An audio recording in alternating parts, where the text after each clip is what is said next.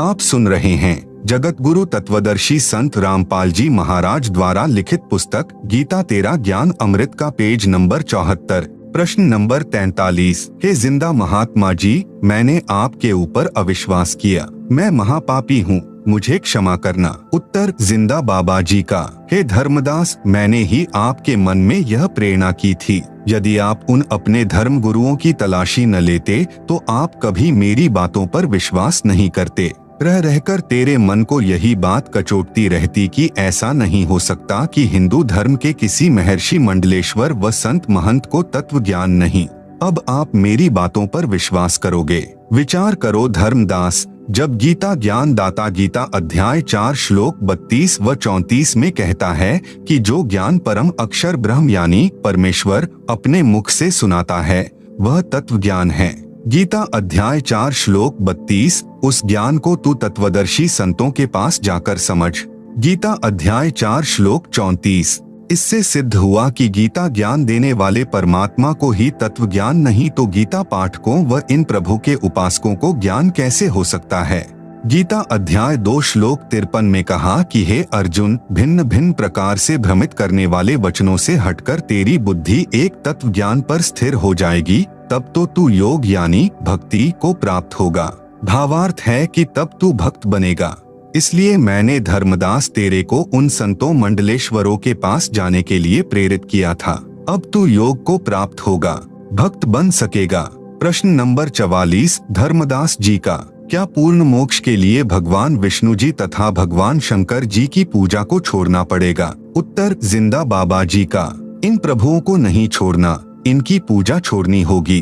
प्रश्न नंबर 45 धर्मदास जी का, हे जिंदा, मैं समझा नहीं, इन विष्णु और शंकर प्रभुओं को नहीं छोड़ना और पूजा छोड़नी पड़ेगी। मेरी संकीर्ण बुद्धि है, मैं महाज्ञानी प्राणी हूँ, कृपया विस्तार से बताने की कृपा करें।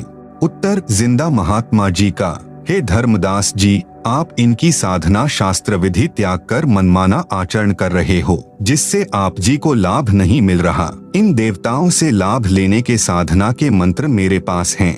जैसे भैंसा है उसको भैंसा भैंसा करते रहो, वह आपकी ओर नहीं देखेगा। उसका एक विशेष मंत्र हुर्र हुर्र है, उसको सुनते ही वह तुरंत प्रभावित होता है और आवाज लगाने वाले की ओर खींचा चला आता है। इसी प्रकार इन सर्व आदरणीय देवताओं के निज मंत्र हैं, जिनसे वे पूर्ण लाभ तथा तुरंत लाभ देते हैं। प्रिय पाठकों, वही मंत्र मेरे पास यानी संत रामपाल दास के पास हैं, जो परमेश्वर जी ने गुरु जी के माध्यम से मुझे दिए हैं।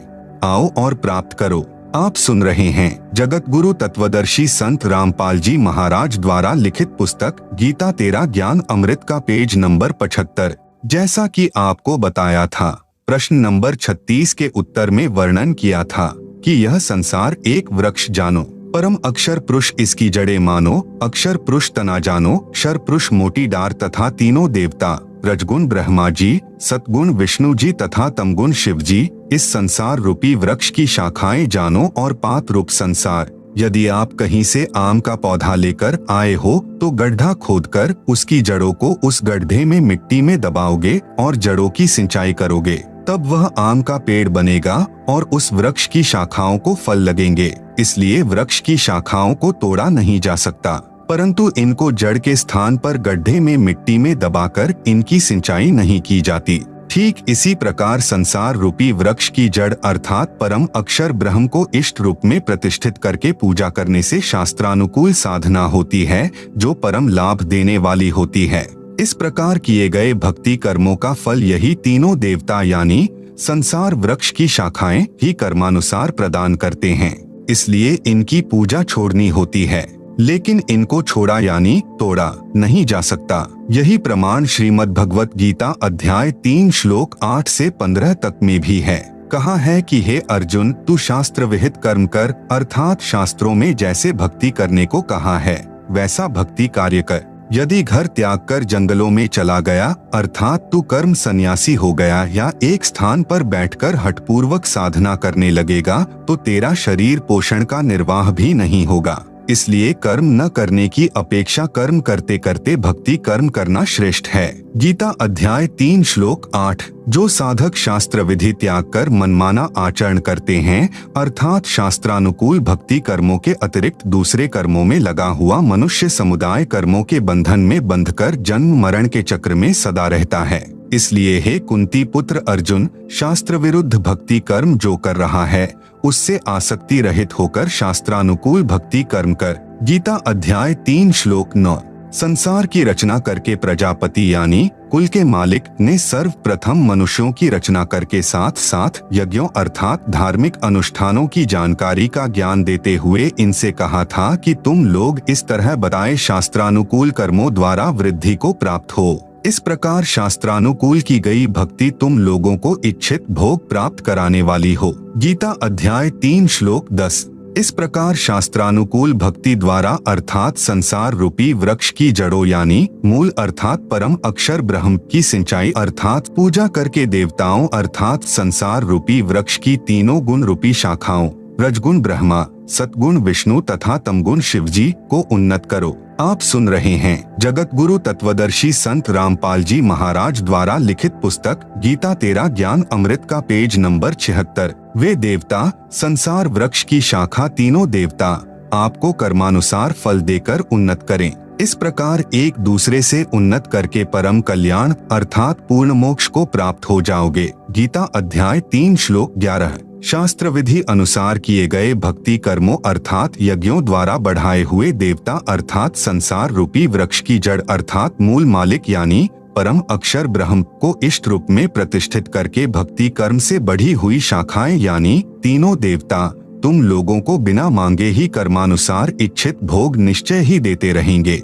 जैसे आम के पौधे की जड़ की सिंचाई करने से पेड़ बनकर शाखाएं उन्नत हो गई, फिर उन शाखाओं को अपने आप फल लगेंगे, झड़ झड़ कर गिरेंगे। व्यक्ति को जो कर्मानुसार धन प्राप्त होता है वह उपरोक्त विधि से होता है। यदि कोई व्यक्ति उन देवताओं यानी शाखाओं द्वारा दिए धन में से पुनः दान पुण्य नहीं करता अर्थात जो पुनः शास्त्रानुकूल साधना नहीं करता, केवल अपना ही पेट भरता है, स्वयं ही भोगता रहता है, वह तो परमात्मा का चोर ही है। गीता अध्याय 3 श्लोक 12। शास्त्रानुकूल भक्ति की विधि में सर्वप्रथम परमात्मा को भोग लगाया जाता है, भंडारा करना होता है। पहले परम अक्षर ब्रह्म को इष्ट रूप में पूजकर भोग लगाकर शेष भोजन को भक्तों में बांटा जाता है। उस बचे हुए अन्न को सत्संग में उपस्थित अच्छी आत्माएं ही खाती हैं, क्योंकि पुण्यात्माएं ही परमात्मा के लिए समय निकालकर धार्मिक अनुष्ठानों में शामिल होते हैं। इसलिए कहा है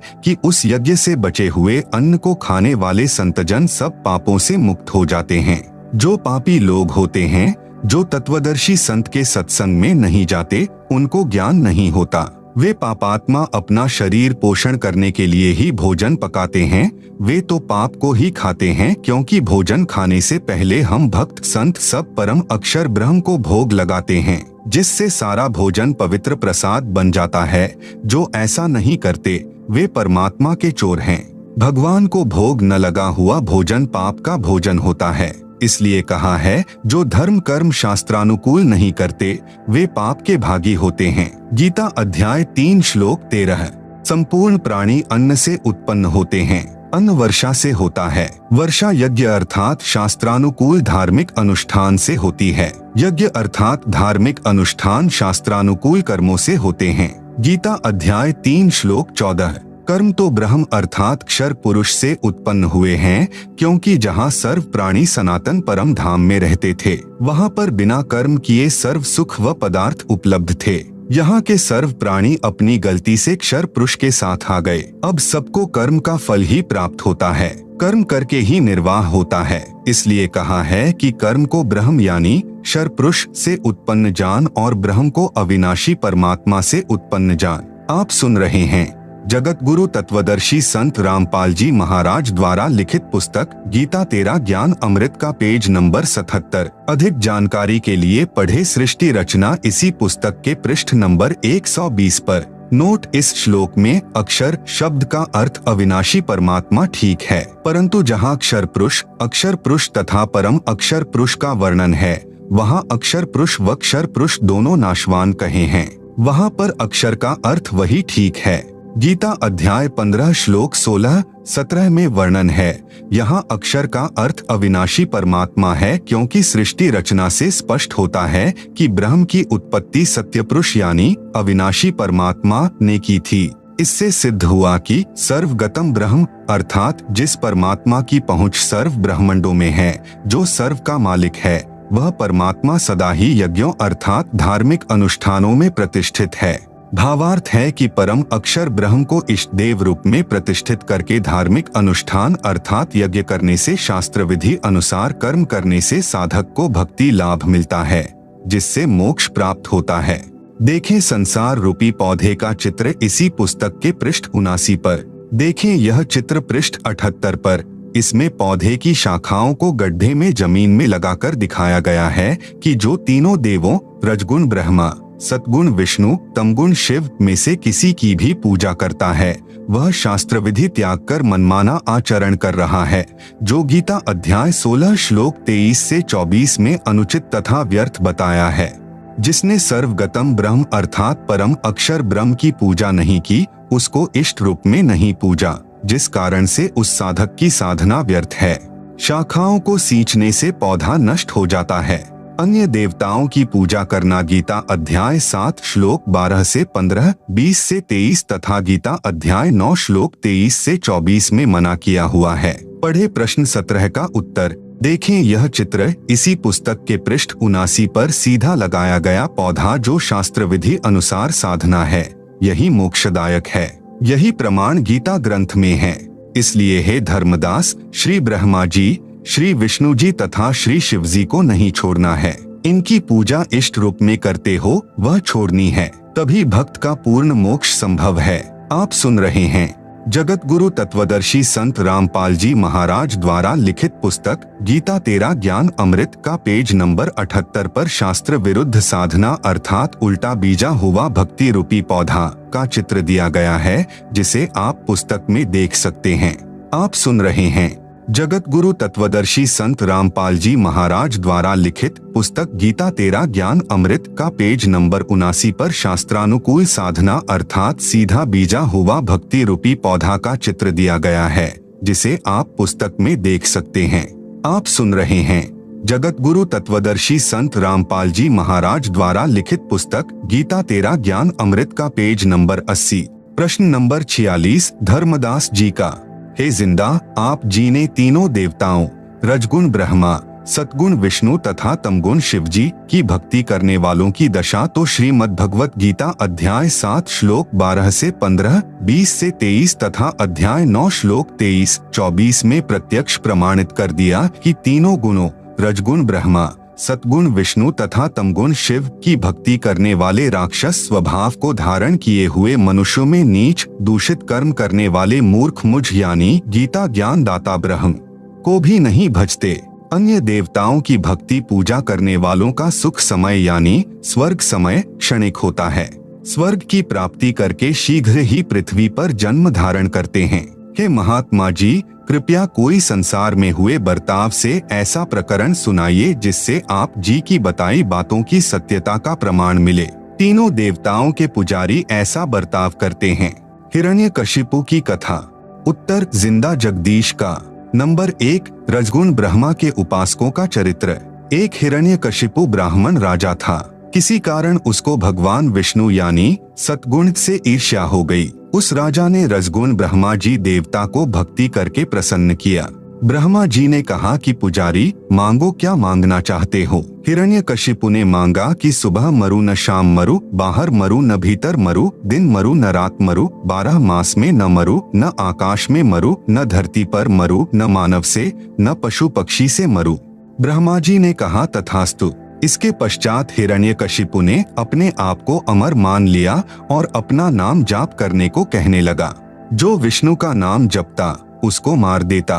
उसका पुत्र प्रहलाद विष्णु जी की भक्ति करता था। उसको कितना सताया था। हे धर्मदास, कथा से तो आप परिचित हैं। भावार्थ है कि रजगुण ब्रह्मा का भक्त हिरण्यकशिपु राक्षस कहलाया, कुत्ते वाली मौत मारा गया। रावण तथा भस्मासुर की कथा। नंबर 2 तमगुण शिवजी के उपासकों का चरित्र। लंका के राजा रावण ने तमगुण शिव की भक्ति की थी। उसने अपनी शक्ति से 33 करोड़ देवताओं को कैद कर रखा था, फिर देवी सीता का अपहरण कर लिया। इसका क्या हाल हुआ आप सब जानते हैं। तमगुण शिव का उपासक रावण राक्षस कहलाया, सर्वनाश हुआ, निंदा का पात्र बना। अन्य उदाहरण, आप जी को भस्मासुर की कथा का तो ज्ञान है ही। भगवान शिव यानी तमोगुण की भक्ति भस्मागिरी करता था। वह 12 वर्षों तक शिव जी के द्वार के सामने ऊपर को पैर नीचे को सिर यानी शीर्षासन करके भक्ति तपस्या करता रहा। आप सुन रहे हैं जगत गुरु तत्वदर्शी संत रामपाल जी महाराज द्वारा लिखित पुस्तक गीता तेरा ज्ञान अमृत का पेज नंबर 81। एक दिन पार्वती जी ने कहा, हे महादेव, आप तो समर्थ हैं, आपका भक्त क्या मांगता है, इसे प्रदान करो प्रभु। भगवान शिव ने भस्मागिरी से पूछा, बोलो भक्त क्या मांगना चाहते हो, मैं तुझ पर अति प्रसन्न हूँ। भस्मागिरी ने कहा कि पहले वचनबद्ध हो जाओ तब मांगूंगा। भगवान शिव वचनबद्ध हो गए। तब भस्मागिरी ने कहा कि आपके पास जो भस्मकंडा यानी भस्मकड़ा है वह मुझे प्रदान करो। शिव प्रभु ने वह भस्मकंडा भस्मागिरी को दे दिया। कड़ा हाथ में आते ही भस्मागिरी ने कहा कि हो जा शिवजी होशियार, तेरे को भस्म करूंगा तथा पार्वती को पत्नी बनाऊंगा। यह कहकर अभद्र ढंग से हंसा तथा शिवजी को मारने के लिए उनकी ओर दौड़ा। भगवान शिव उस दुष्ट का उद्देश्य जानकर भाग निकले। पीछे पीछे पुजारी, आगे आगे इष्टदेव शिवजी तमगुण भागे जा रहे थे।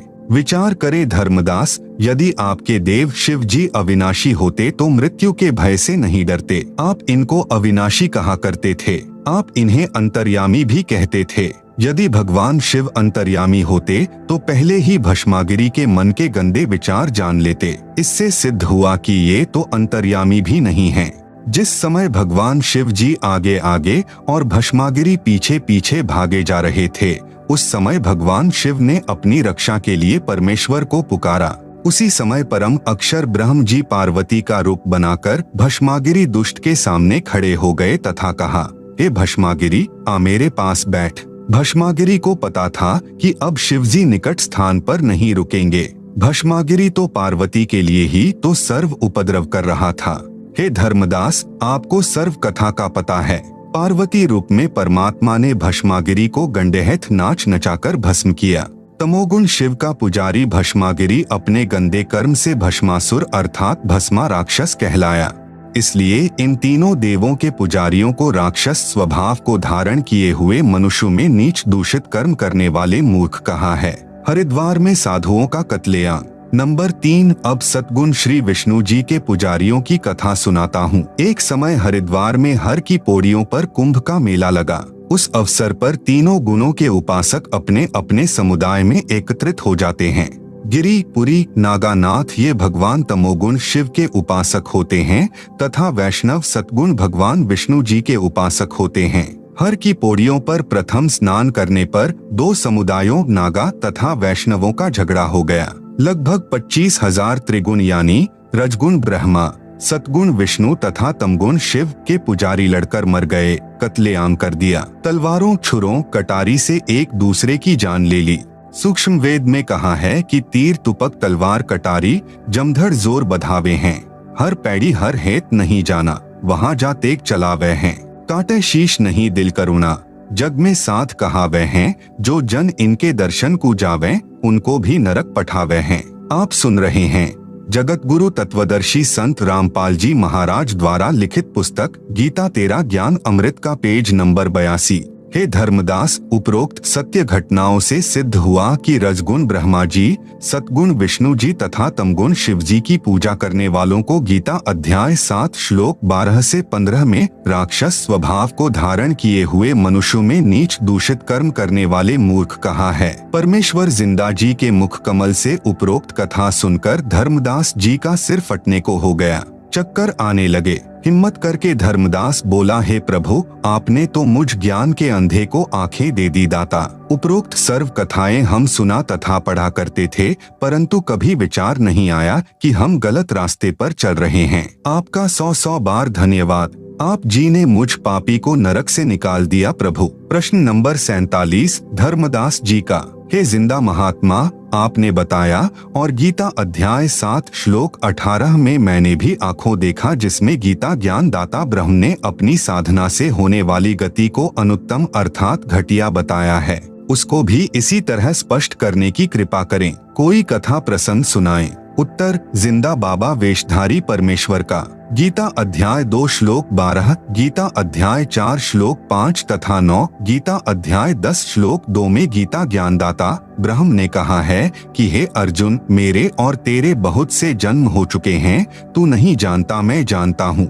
श्रीमद् भगवत गीता अध्याय 15 श्लोक 4 में कहा है कि तत्वदर्शी संत से तत्व ज्ञान प्राप्त करके परमेश्वर के उस परम पद की खोज करनी चाहिए, जहां जाने के पश्चात साधक लौटकर फिर संसार में कभी नहीं आते। जिस परमेश्वर से संसार रूपी वृक्ष की प्रवृत्ति विस्तार को प्राप्त हुई हो, अर्थात जिस परमेश्वर ने सर्व संसार की उत्पत्ति की है, उसी परमेश्वर की भक्ति कर। फिर गीता अध्याय 18 श्लोक 62 में गीता ज्ञान दाता ने कहा कि हे अर्जुन, तू सर्वभाव से उस परमेश्वर की शरण में जा। उस परमेश्वर की कृपा से ही तू परम शांति तथा सनातन परम धाम को प्राप्त होगा।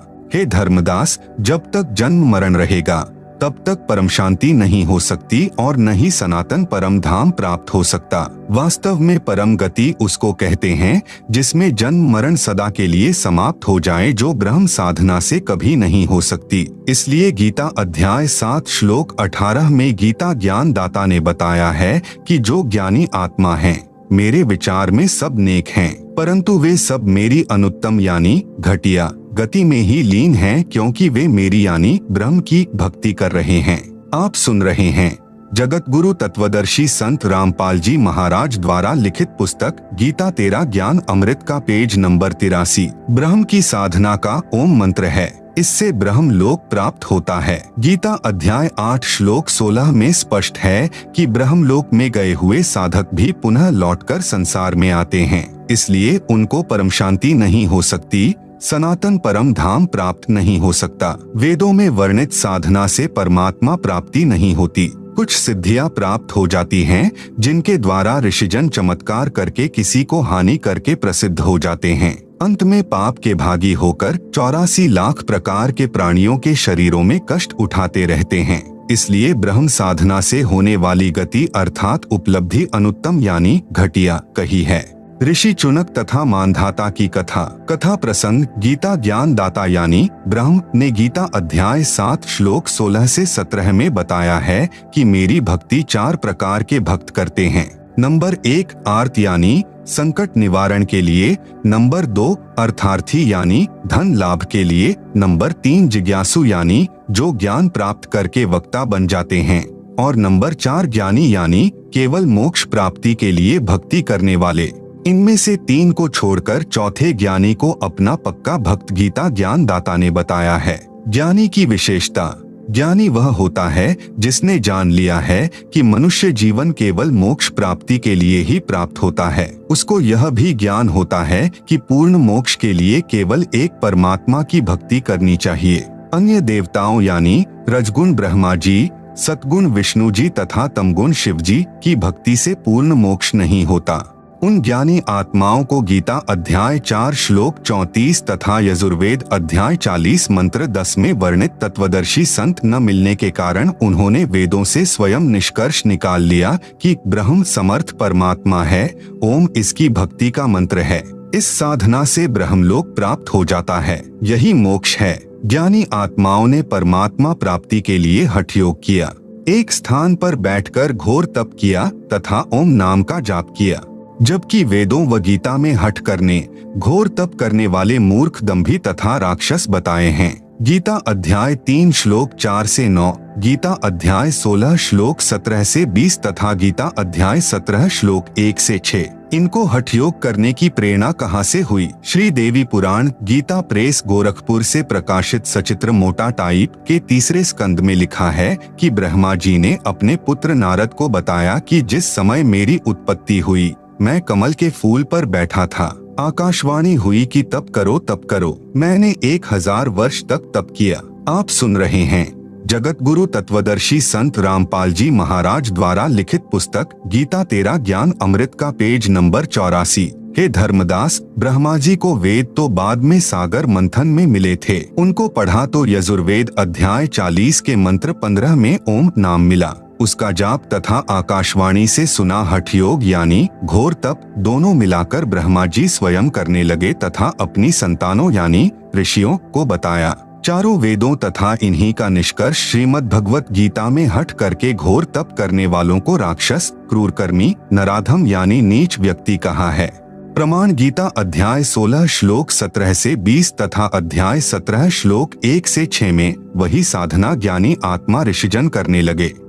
उन ज्ञानी आत्माओं में से एक चुनक ऋषि का प्रसंग सुनाता हूँ जिससे आपके प्रश्न का सटीक उत्तर मिल जाएगा। एक चुनक नाम का ऋषि था। उसने हजारों वर्षों तक घोर तप किया तथा ओम नाम का जाप किया। यह ब्रह्म की भक्ति है। ब्रह्म ने प्रतिज्ञा कर रखी है कि मैं किसी साधना यानी न वेदों में वर्णित यज्ञों से, न जप से, न तप से किसी को भी दर्शन नहीं दूंगा। गीता अध्याय 11 श्लोक 48 में कहा है कि हे अर्जुन, तूने मेरे जिस रूप के दर्शन किए अर्थात मेरा यह काल रूप देखा, यह मेरा स्वरूप है। इसको न तो वेदों में वर्णित विधि से देखा जा सकता, न किसी जप से, न तप से, न यज्ञ से तथा न किसी क्रिया से देखा जा सकता। गीता ज्ञान दाता ने गीता अध्याय 7 श्लोक 24 से 25 में स्पष्ट किया है कि यह मेरा अविनाशी विधान है कि मैं कभी किसी को दर्शन नहीं देता, अपनी योग माया से छिपा रहता हूँ। ये मूर्ख लोग मुझे मनुष्य रूप अर्थात कृष्ण रूप में मान रहे हैं। जो सामने सेना खड़ी थी उसकी ओर संकेत करके गीता ज्ञान दाता कह रहा था। कहने का भाव था कि मैं कभी किसी को दर्शन नहीं देता, अब तेरे ऊपर अनुग्रह करके यह अपना रूप दिखाया है। भावार्थ, वेदों में वर्णित विधि से तथा अन्य प्रचलित क्रियाओं से ब्रह्म प्राप्ति नहीं है। इसलिए उस चुनक ऋषि को परमात्मा प्राप्ति तो हुई नहीं, सिद्धियां प्राप्त हो गई। ऋषियों ने उसी को भक्ति की अंतिम उपलब्धि मान लिया। जिसके पास अधिक सिद्धियां होती थी वह अन्य ऋषियों से श्रेष्ठ माना जाने लगा। यही उपलब्धि चुनक ऋषि को प्राप्त थी। एक मानधाता चक्रवर्ती राजा यानी जिसका राज्य पूरी पृथ्वी पर हो, ऐसा शक्तिशाली राजा था। उसके पास 72 अक्षौणी सेना थी। राजा ने अपने अधीन राजाओं को कहा कि जिसको मेरी पराधीनता स्वीकार नहीं वे मेरे साथ युद्ध करें। एक घोड़े के गले में एक पत्र बांध दिया कि जिस राजा को राजा मानधाता की अधीनता स्वीकार न हो वो इस घोड़े को पकड़ ले और युद्ध के लिए तैयार हो जाए। पूरी पृथ्वी पर किसी भी राजा ने घोड़ा नहीं पकड़ा। घोड़े के साथ कुछ सैनिक भी थे।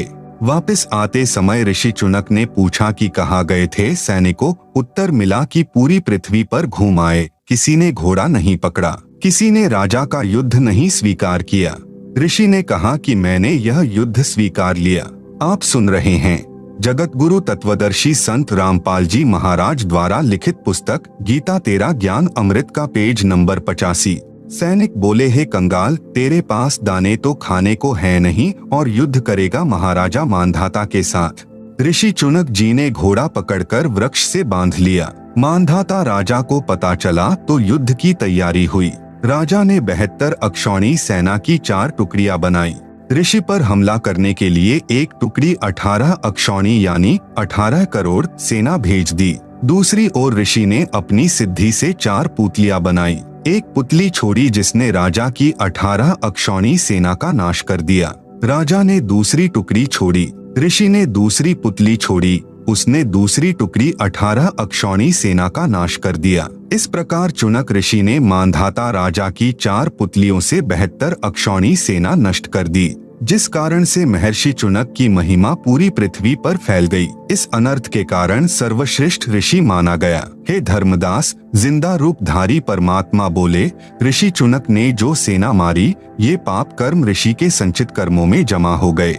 ऋषि चुनक ने जो ओम एक अक्षर का जाप किया वह उसके बदले ब्रह्मलोक में जाएगा, फिर अपना ब्रह्मलोक का सुख समय व्यतीत करके पृथ्वी पर जन्मेगा। जो हठ योग तप किया उसके कारण पृथ्वी पर राजा बनेगा, फिर मृत्यु के उपरांत कुत्ते का जन्म होगा।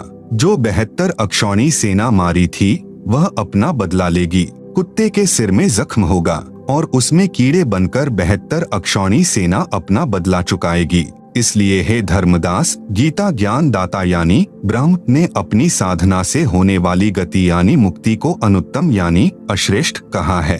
प्रश्न नंबर 45 धर्मदास जी का, हे जिंदा, मैंने एक महामंडलेश्वर से प्रश्न किया था कि गीता अध्याय 18 श्लोक 62 में भगवान कृष्ण जी ने किस परमेश्वर की शरण में जाने के लिए कहा है। उस मंडलेश्वर ने उत्तर दिया था कि भगवान श्री कृष्ण से अतिरिक्त कोई भगवान ही नहीं, कृष्ण जी ही स्वयं पूर्ण परमात्मा हैं। वे अपनी ही शरण आने के लिए कह रहे हैं, बस कहने का फेर है। हे जिंदा जी, कृपया मुझ अज्ञानी का भ्रम निवारण करें। उत्तर, जिंदा बाबा परमेश्वर का। हे धर्मदास, ये माला डाल हुए हैं मुक्ता, शटदल उवा बाई बक्ता। आपके सर्व मंडलेश्वर तथा शंकराचार्य अटबट करके भोली जनता को भ्रमित कर रहे हैं। कह रहे हैं कि गीता ज्ञान दाता गीता अध्याय 18 श्लोक 62 में अर्जुन को अपनी शरण में आने को कहता है। यह बिल्कुल गलत है, क्योंकि गीता अध्याय 2 श्लोक 7 में अर्जुन ने कहा कि हे कृष्ण, अब मेरी बुद्धि ठीक से काम नहीं कर रही है। मैं आपका शिष्य हूँ, आपकी शरण में हूँ। जो मेरे हित में हो वह ज्ञान मुझे दीजिए। हे धर्मदास, अर्जुन तो पहले ही श्री कृष्ण की शरण में था, इसलिए गीता अध्याय 18 श्लोक 62 में गीता ज्ञान दाता ने अपने से अन्य परम अक्षर ब्रह्म की शरण में जाने के लिए कहा है। आप सुन रहे हैं जगत गुरु तत्वदर्शी संत रामपाल जी महाराज द्वारा लिखित पुस्तक गीता तेरा ज्ञान अमृत का पेज नंबर 86। गीता अध्याय 4 श्लोक 3 में गीता ज्ञान दाता ने कहा है कि हे अर्जुन, तू मेरा भक्त है, इसलिए यह गीता शास्त्र सुनाया है। गीता ज्ञान दाता से अन्य पूर्ण परमात्मा का अन्य प्रमाण गीता अध्याय 13 श्लोक 11 से 28, 30, 31, 34 में भी है। श्रीमद् भगवत गीता अध्याय 13 श्लोक 1 में गीता ज्ञान दाता ने कहा है कि शरीर को क्षेत्र कहते हैं। जो इस क्षेत्र अर्थात शरीर को जानता है उसे क्षेत्रज्ञ कहा जाता है। गीता अध्याय 13 श्लोक 1। गीता अध्याय 13 श्लोक 2 में गीता ज्ञान दाता ने कहा है कि मैं क्षेत्रज्ञ हूँ। क्षेत्र तथा क्षेत्रज्ञ दोनों को जानना ही तत्व ज्ञान कहा जाता है, ऐसा मेरा मत है। गीता अध्याय 13 श्लोक 10 में कहा है कि मेरी भक्ति अव्यभिचारिणी होनी चाहिए। जैसे अन्य देवताओं की साधना तो गीता अध्याय 7 श्लोक 12 से 15 तथा 20 से 23 में तथा अध्याय 9 श्लोक 23 से 24 में व्यर्थ कही है। केवल ब्रह्म की भक्ति करें। उसके विषय में यहाँ कहा है कि अन्य देवता में आसक्त न हो। भावार्थ है कि भक्ति व मुक्ति के लिए ज्ञान समझें, वक्ता बनने के लिए नहीं।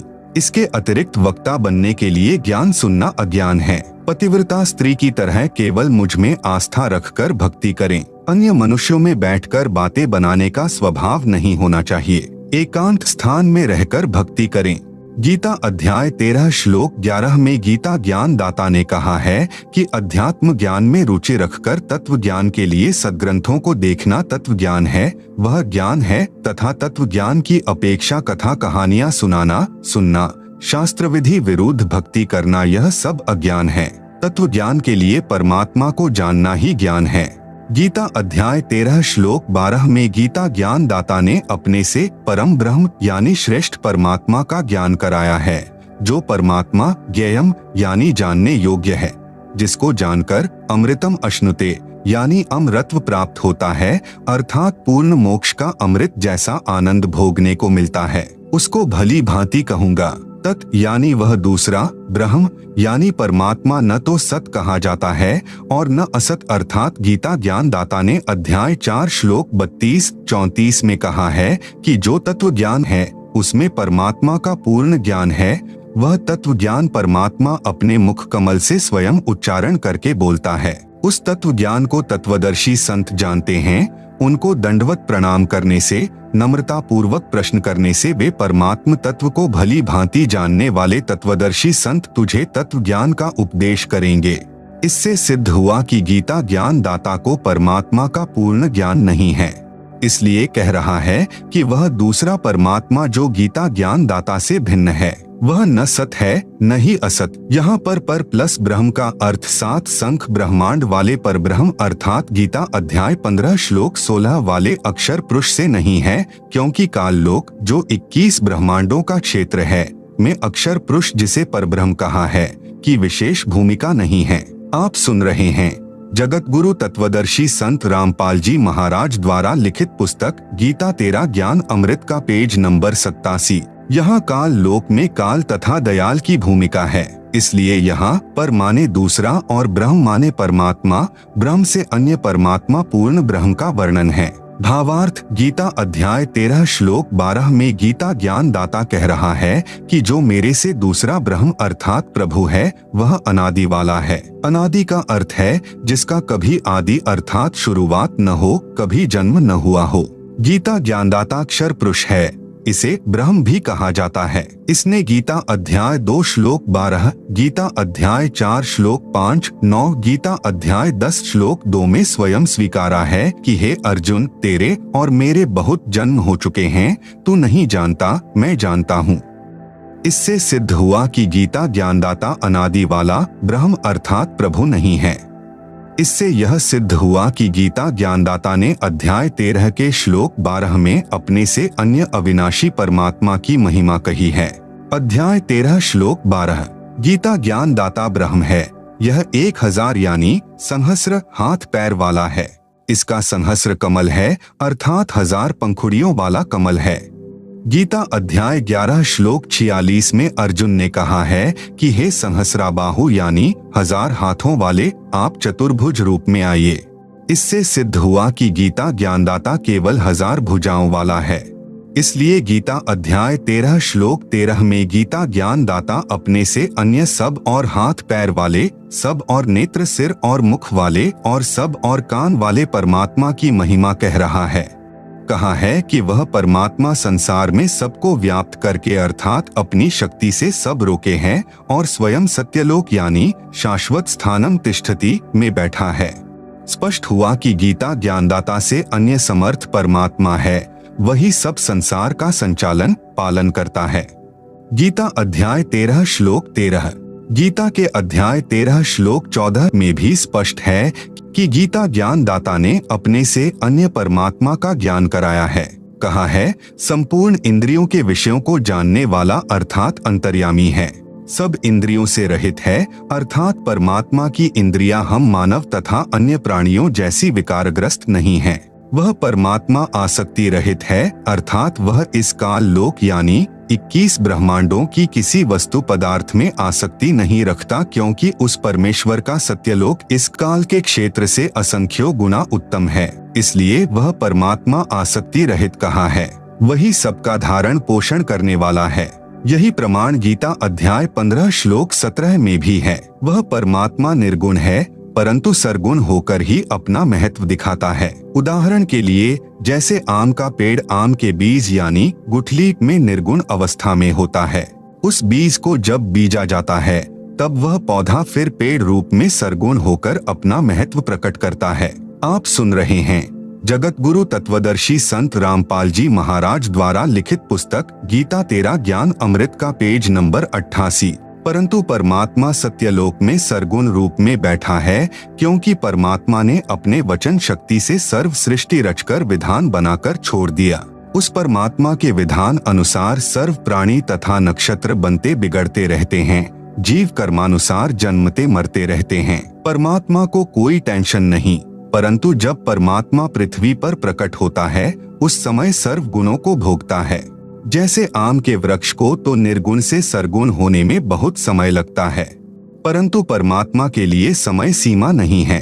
वे तो क्षण में निर्गुण अगले क्षण में सरगुण हो सकते हैं। जैसे क्षण में सत्यलोक चले जाते हैं तो हमारे लिए निर्गुण हो गए, हम उनके गुणों का लाभ प्राप्त नहीं कर सकते। क्षण में पृथ्वी पर प्रकट हो जाते हैं तो वे सरगुण हो गए, हमारे को आशीर्वाद देकर अपने गुणों का लाभ देते हैं। इस प्रकार निर्गुण सरगुण कहा है। इससे भी सिद्ध हुआ कि गीता ज्ञान दाता से अन्य कोई सबका धारण पोषण करने वाला परमात्मा है। गीता अध्याय 13 श्लोक 15 से 16 में भी यही प्रमाण है। गीता ज्ञानदाता ने कहा है कि जैसे सूर्य दूर स्थान पर स्थित होते हुए भी यहाँ पृथ्वी पर अपना प्रभाव बनाए हैं, उसी प्रकार परमात्मा सत्यलोक में स्थित होकर भी सर्व ब्रह्मांडों पर अपनी शक्ति का प्रभाव बनाए हुए है। सर्व चराचर भूतों के बाहर भीतर है। इसी प्रकार सूक्ष्म होने से हम उसको चर्म दृष्टि से देख नहीं पाते, इसलिए अविज्ञ अर्थात हमारे ज्ञान से परे है, तथा वही परमात्मा हमारे समीप में तथा दूर भी वही स्थित है। परमात्मा तो दूर सत्यलोक यानी शाश्वत स्थान में है, उसकी शक्ति का प्रभाव प्रत्येक के साथ है। गीता अध्याय 13 श्लोक 15। जैसे सूर्य दूर स्थित है परंतु पृथ्वी के ऊपर प्रत्येक प्राणी को अपने साथ दिखाई देता है। जैसे एक स्थान पर कई घड़े जल के भरे रखे हैं तो सूर्य प्रत्येक में दिखाई देता है, टुकड़ों में नहीं दिखता। इसी प्रकार परमात्मा प्रत्येक व्यक्ति को दिखाई देता है। परमात्मा ऐसे ही एक स्थान पर स्थित है, वह परमात्मा जानने योग्य है। भावार्थ है कि गीता ज्ञान दाता ने कहा है कि मेरे से अन्य परमात्मा का ज्ञान होना चाहिए, वह जानने योग्य है। वही परमात्मा अपने विधानानुसार सर्व का धारण पोषण उत्पत्ति तथा मृत्यु करता है। वास्तव में ब्रह्मात यानी सबका उत्पत्ति करता वही है। वास्तव में विष्णु यानी सबका धारण पोषण करने वाला वही है। वास्तव में शंकर यानी संहार करने वाला वही है। अन्य ब्रह्मा विष्णु तथा शंकर तो केवल एक ब्रह्मांड के कर्ता धर्ता हैं, परंतु वह परमात्मा तो सर्व ब्रह्मांडों का ब्रह्मा विष्णु तथा शंकर रूप में अकेला ही है। जैसे भारतवर्ष में केंद्र का भी गृह मंत्री होता है तथा राज्यों में भी गृह मंत्री होते हैं। देश के प्रधानमंत्री जी अपने पास अन्य विभाग भी रख लेते हैं। उस समय प्रधानमंत्री जी गृह मंत्री आदि आदि भी होते हैं और प्रधानमंत्री भी होते हैं। इससे सिद्ध हुआ कि गीता ज्ञान दाता ने अपने से अन्य समर्थ परमात्मा की महिमा बताई है। आप सुन रहे हैं जगत गुरु तत्वदर्शी संत रामपाल जी महाराज द्वारा लिखित पुस्तक गीता तेरा ज्ञान अमृत का पेज नंबर 89। गीता ज्ञान दाता से अन्य कोई पूर्ण परमात्मा है। गीता अध्याय 13 श्लोक 16। गीता अध्याय 13 श्लोक 17 में गीता ज्ञान दाता ने अपने से अन्य परमात्मा की महिमा कही है, जो इस प्रकार है। वह दूसरा परमात्मा यानी परम ब्रह्म सब ज्योतियों की भी ज्योति है, अर्थात सर्व प्रकाश स्रोत है। उसी अन्य समर्थ परमात्मा की शक्ति से सब प्रकाशमान हैं और उस परमात्मा का प्रकाश सर्व से अधिक है। वह परमात्मा माया से अति परे कहा जाता है। वास्तव में निरंजन वही है। जो गीता ज्ञान दाता है यह माया सहित ज्योति निरंजन कहा जाता है। वह परमात्मा ज्ञान का भंडार है, वह जानने योग्य है। वह ज्ञान गमयम यानी तत्व ज्ञान द्वारा प्राप्त होने योग्य है। इस गीता अध्याय 13 श्लोक 17 में मूल पाठ में ज्ञानम ज्ञेयम ज्ञान गमयम लिखा है, जिसका भावार्थ है कि ज्ञानम यानी जो ज्ञान परमात्मा स्वयं पृथ्वी पर प्रकट होकर तत्व ज्ञान अपने मुख कमल से बोलता है, इसलिए वह ज्ञान रूप है, अर्थात ज्ञान का भंडार है। वह परमात्मा ज्ञेयम ज्ञानज्ञम यानी उसी तत्व ज्ञान से जानने योग्य तथा उसी तत्व ज्ञान से प्राप्त करने योग्य है। वह परमात्मा सर्व प्राणियों के हृदय में स्थित है। जैसे सूर्य दूर स्थान पर होते हुए भी प्रत्येक घड़े के जल में दिखाई देता है, वास्तव में वह उन घड़ों में नहीं है, परंतु घड़ों के ऊपर अपना प्रभाव रखता है, उष्णता देता है। सूक्ष्म वेद में कहा है कि ब्रह्मा विष्णु शिव राई झूमकरा, नहीं सब बाजी के खम सुनो राई झूमकरा। वह सर्व ठाम सब ठौर है राई झूमकरा, सकल लोक भरपूर सुनो राई झूमकरा। यही प्रमाण गीता अध्याय 18 श्लोक 61 में भी है। कहा है कि हे अर्जुन, शरीर रूप यंत्र में आरूढ़ हुए संपूर्ण प्राणियों को अंतर्यामी परमेश्वर अपनी माया अर्थात अपनी शक्ति से उनके कर्मानुसार भ्रमण कराता है, अर्थात संस्कारों के अनुसार अच्छी बुरी योनियों में घुमाता है। वही सर्वशक्तिमान परमात्मा सर्व प्राणियों के हृदय में स्थित है, अर्थात विराजमान है। इसी प्रकार परमेश्वर की महिमा गीता अध्याय 13 श्लोक 17 में कही है। इससे सिद्ध हुआ कि गीता ज्ञान दाता ने अपने से अन्य पूर्ण परमात्मा की महिमा कही है। गीता अध्याय 13 श्लोक 17। गीता अध्याय 13 श्लोक 18 में गीता ज्ञान दाता ने कहा है कि इस प्रकार क्षेत्र अर्थात शरीर, ज्ञानम यानी तत्व ज्ञान और ज्ञेयम अर्थात जानने योग्य परमात्मा की महिमा मैंने संक्षेप में कही है। मेरा भक्त पहले मुझे ही सर्वेस्वा जानकर मुझ पर आश्रित था। वह इस विज्ञाय यानी तत्व ज्ञान के आधार से मेरे भाव अर्थात मेरी शक्ति से परिचित होकर तथा उस समर्थ की शक्ति से परिचित होकर उपपद्यते यानी उसके उपरांत भक्ति करके उसी भाव को प्राप्त होता है। गीता अध्याय 13 श्लोक 18। इसी प्रकार गीता अध्याय 13 श्लोक 19 में गीता ज्ञान दाता ने अपने से अन्य पुरुष अर्थात परमात्मा की महिमा कही है। आप सुन रहे हैं जगत गुरु तत्वदर्शी संत रामपाल जी महाराज द्वारा लिखित पुस्तक गीता 13 ज्ञान अमृत का पेज नंबर 90। कहा है कि प्रकृति और पुरुष दोनों ही अनादि हैं। यहाँ पर प्रकृति से तात्पर्य सत्यलोक की प्रकृति से है, जिसको पराशक्ति, परानंदनी, महान प्रकृति कहा जाता है। पुरुष का अर्थ पूर्ण परमात्मा है। ये दोनों अनादि हैं। इस प्रकृति का भावार्थ दुर्गा स्त्री रूप की तरह स्त्री रूप प्रकृति से नहीं है। जैसे सूर्य है तो उसकी प्रकृति उष्णता भी साथ ही है, इसी प्रकार सत्य पुरुष तथा उसकी प्रकृति अर्थात शक्ति दोनों अनादि हैं। इस प्रकार विकार तथा तीनों गुण जिससे उत्पन्न हुए हैं वह अन्य प्रकृति है, उससे उत्पन्न हुए हैं, ऐसा जान। गीता अध्याय 7 श्लोक 4-5 में दो प्रकृति कही हैं, एक जड़ और दूसरी चेतन दुर्गा देवी। यहाँ पर दूसरी प्रकृति दुर्गा कही है। गीता अध्याय 13 श्लोक 19। गीता अध्याय 13 श्लोक 20 में भी अन्य पुरुषः यानी परमात्मा का वर्णन है। गीता प्रेस गोरखपुर से प्रकाशित गीता के इस श्लोक के अनुवाद में पुरुषः का अर्थ जीवात्मा किया। वास्तव में यहाँ पुरुष का अर्थ परमात्मा है। गीता अध्याय 13 श्लोक 20 का यथार्थ अनुवाद देखें गहरी नजर गीता में, जो हमारी वेबसाइट पर देखी व डाउनलोड की जा सकती है। वेबसाइट का नाम है www.jagatgururampalji.org। गीता अध्याय 13 श्लोक 21 में भी अन्य पुरुषः यानी परमात्मा का वर्णन है। इसके अनुवाद में गीता प्रेस गोरखपुर से प्रकाशित में पुरुषः का अर्थ पुरुष ही किया है। यह ठीक है। पुरुष का अर्थ परमात्मा होता है।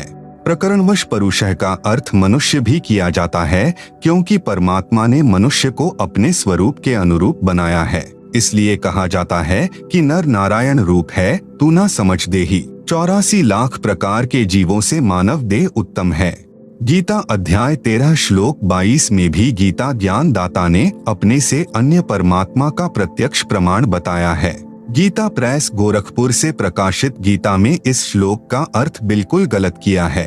देखें इसी पुस्तक में पृष्ठ 204 से 357 तक यथार्थ अनुवाद। जैसे पूर्व के श्लोकों में वर्णन आया है कि परमात्मा प्रत्येक जीव के साथ ऐसे रहता है जैसे सूर्य प्रत्येक घड़े के जल में स्थित दिखाई देता है, उस जल को अपनी उष्णता दे रहा है। इसी प्रकार परमात्मा प्रत्येक जीव के हृदय कमल में ऐसे विद्यमान है जैसे सौर ऊर्जा संयंत्र जहाँ भी लगा है तो वह सूर्य से उष्णता प्राप्त करके ऊर्जा संग्रह करता है। इसी प्रकार प्रत्येक जीव के साथ परमात्मा रहता है। इसलिए इस श्लोक गीता अध्याय 13 श्लोक 22 में कहा है कि वह परमात्मा सब प्रभुओं का भी स्वामी होने से महेश्वर, सबका धारण पोषण करने से कर्ता, सत्यलोक में बैठा प्रत्येक प्राणी की प्रत्येक गतिविधि को देखने वाला होने से उपदृष्टा, जीव परमात्मा की शक्ति से सर्व कार्य करता है। आप सुन रहे हैं जगत गुरु तत्वदर्शी संत रामपाल जी महाराज द्वारा लिखित पुस्तक गीता 13 ज्ञान अमृत का पेज नंबर 91। जीव परमात्मा का अंश है। रामायण में भी कहा है, ईश्वर अंश जीव अविनाशी, जिस कारण से जीव जो कुछ भी अपने किए कर्म का सुख दुख भोगता है तो अपने अंश के सुख दुख का परमात्मा को भी एहसास होता है। सूक्ष्म वेद में लिखा है, कबीर कह मेरे जीव को दुख ना दिजो कोई, भक्त दुखाए मैं दुखी मेरा आपा भी दुखी होए। इसलिए भोक्ता कहलाता है।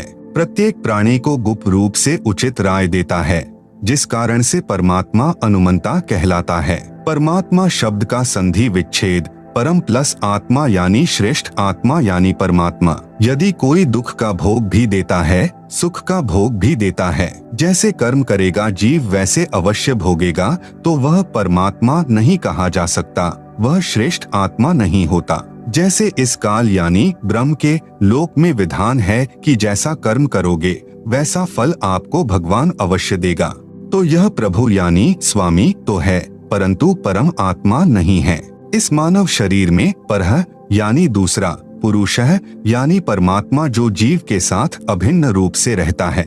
जैसे सूर्य प्रत्येक को अपनी ऊर्जा देता है, उसी प्रकार यह दूसरा परमात्मा उपरोक्त महिमा वाला है। जैसे सौर ऊर्जा से जो बल्ब जगता है, उसमें सूर्य होता है, यानी सूर्य की ऊर्जा कार्य करती है। इसी प्रकार पूर्ण परमात्मा की भूमिका समझें। गीता अध्याय 13 श्लोक 23 में भी अन्य पुरुषम यानी परमात्मा बताया है।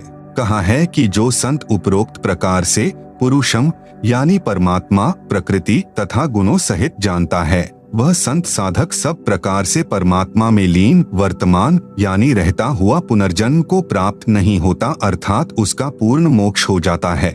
गीता अध्याय 13 श्लोक 24 में भी अन्य परमात्मा का वर्णन है, जो गीता ज्ञान दाता से अन्य है। कहा है कि जो परमात्मा सूर्य के सदृश जीवात्मा के साथ अभेद रूप से रहता है, उसको साधक ध्यान द्वारा दिव्य दृष्टि से हृदय में देखते हैं, जैसे बिजली को टेस्टर द्वारा देख लेते हैं। अन्य साधक ज्ञान सुनकर विश्वास करके परमात्मा का स्वरूप स्वीकार कर लेते हैं। अन्य भक्तजन कर्मयोगेन यानी परमात्मा के कर्मों अर्थात लीलाओं को देखकर परमात्मा का अस्तित्व जान लेते हैं। जैसे संसार में लगभग 7 अरब जनसंख्या है, किसी का भी चेहरा यानी फेस एक दूसरे से नहीं मिलता। कवि ने कहा है, कई अरब बनाए बंदे आँख नाक हाथ लगाए, एक दूसरे के नाल कोई भी रलदे नहीं रलाए। इससे भी सिद्ध होता है कि कोई सर्वज्ञ शक्ति है, उसे परमात्मा कहा जाता है। कुछ भक्तजन परमात्मा के इस प्रकार के कार्य देखकर परमात्मा को मानते हैं। गीता अध्याय 12 श्लोक 25 में कहा है कि जो शिक्षित नहीं और जो न ध्यान करते हैं, न ज्ञान को समझ पाते हैं और न वे परमात्मा की संरचना से परमात्मा को समझ पाते हैं। आप सुन रहे हैं जगत गुरु तत्वदर्शी संत रामपाल जी महाराज द्वारा लिखित पुस्तक गीता तेरा ज्ञान अमृत का पेज नंबर 92। वे अन्य शिक्षित विद्वान व्यक्तियों से परमात्मा की महिमा सुनकर मान लेते हैं कि जब यह शिक्षित और ज्ञानी व्यक्ति कह रहा है तो परमात्मा है, फिर वे उपासना करने लग जाते हैं। वे उसे सुनने के कारण परमात्मा के अस्तित्व को मानकर उपासना करने के कारण इस मृतलोक यानी मृत्यु संसार से पार हो जाते हैं। गीता अध्याय 13 श्लोक 26 में तो इतना ही कहा है कि सर्व प्राणी क्षेत्र अर्थात दुर्गा के शरीर तथा क्षेत्रज्ञ अर्थात गीता ज्ञान दाता अक्षर ब्रह्म के संयोग से उत्पन्न होते हैं। ध्यान रहे, गीता ज्ञान दाता ने गीता के इसी अध्याय 13 के श्लोक 1 में कहा है कि क्षेत्र तो शरीर को कहते हैं तथा जो शरीर के विषय में जानता है उसे क्षेत्रज्ञ कहते हैं। गीता अध्याय 13 श्लोक 2 में कहा है, इस काल लोक यानी 21 ब्रह्मांडों के क्षेत्र में जितने प्राणी उत्पन्न होते हैं वे दुर्गा जी तथा काल भगवान के संयोग से होते हैं, अर्थात नर मादा से काल प्रेरणा से काल सृष्टि उत्पन्न होती है। गीता अध्याय 13 श्लोक 27 में अन्य परमेश्वर स्पष्ट है, जो गीता ज्ञान दाता से अन्य है यानी भिन्न है। जैसे पूर्व के श्लोकों में प्रमाण सहित बताया गया है कि परमेश्वर प्रत्येक प्राणी के शरीर में हृदय में ऐसे बैठा दिखाई देता है जैसे सूर्य जल से भरे घड़ों में दिखाई देता है। इसी प्रकार इस श्लोक 27 में कहा है कि परमेश्वर हृदय में बैठा है। जब प्राणी का शरीर नष्ट हो जाता है तो भी परमेश्वर नष्ट नहीं होता। जैसे कोई घड़ा फूट गया, उसका जल पृथ्वी पर बिखर गया और पृथ्वी में समा गया तो भी सूर्य तो यथावत है। इसलिए परमेश्वर अविनाशी है। जो संत परमात्मा को इस दृष्टिकोण से देखता है वह सही जानता है, वह तत्वज्ञानी संत है। इस श्लोक गीता अध्याय 13 श्लोक 27 में परमेश्वर शब्द लिखा है, जिससे भी गीता ज्ञान दाता से अन्य परमात्मा का बोध होता है। आओ जाने परमेश्वर का संधिच्छेद। परम प्लस ईश्वर। व्याख्या।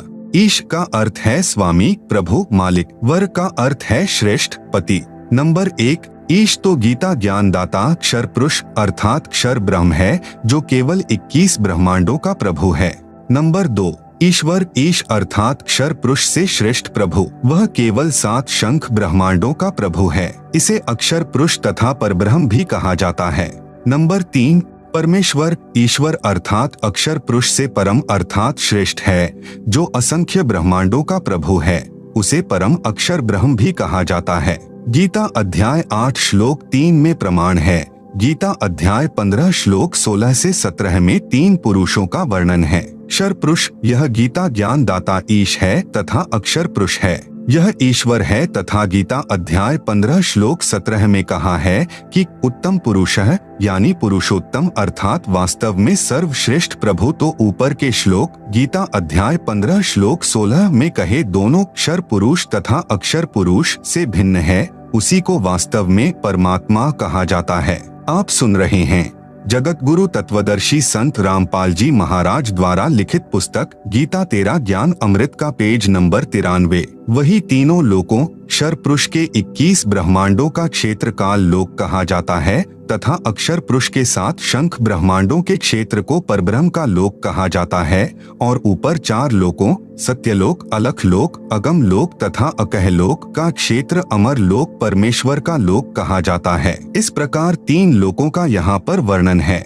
इन तीनों लोकों में प्रवेश करके सबका धारण पोषण करता है, वह वास्तव में अविनाशी परमेश्वर है।